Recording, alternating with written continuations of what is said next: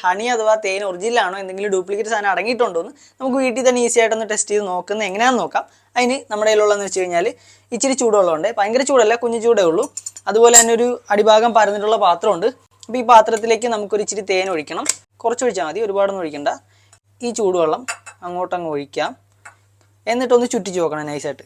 അപ്പോൾ ഇങ്ങനെ ചുറ്റിക്കുമ്പോൾ തന്നെ നമുക്ക് അടിഭാഗത്തായിട്ട് തേനീച്ചക്കൂടിൻ്റെ ആ ഒരു ഷേപ്പ് കാണാൻ പറ്റുന്നുണ്ട്. അതുപോലെ തന്നെ ഇത് പെട്ടെന്നൊന്നും അലിഞ്ഞും പോകില്ല കേട്ടോ. അതാണ് ഈ ഒരു ഒറിജിനൽ തേൻ്റെ സ്പെഷ്യാലിറ്റി. മാർക്കറ്റിൽ പോയിട്ട് ഏറ്റവും ചീപ്പായിട്ടുള്ള തേനൊന്നും വാങ്ങിക്കാണ്ട് നിങ്ങൾക്ക് വിശ്വസിക്കാൻ പറ്റുന്ന നല്ല ബ്രാൻഡുകളുടെയൊക്കെ പ്രീമിയം തേനുകൾ വാങ്ങുക. അല്ലാന്നുണ്ടെങ്കിൽ ഡയറക്റ്റ് കർഷകർക്ക് പോയി മേടിക്കാൻ പറ്റുമെങ്കിൽ അതാണ് ഏറ്റവും നല്ലത്.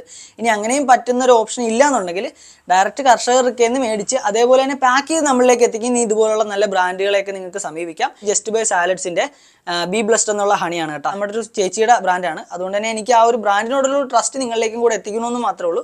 അപ്പോൾ ഇതുപോലെ നമുക്ക് തേനും കാര്യങ്ങളൊക്കെ വീട്ടിൽ തന്നെ ടെസ്റ്റ് ചെയ്യാം. ടെസ്റ്റ് ചെയ്തിട്ടൊക്കെ മാത്രമേ കുഞ്ഞുങ്ങൾക്ക് കൊടുക്കാവുള്ളൂ കേട്ടോ.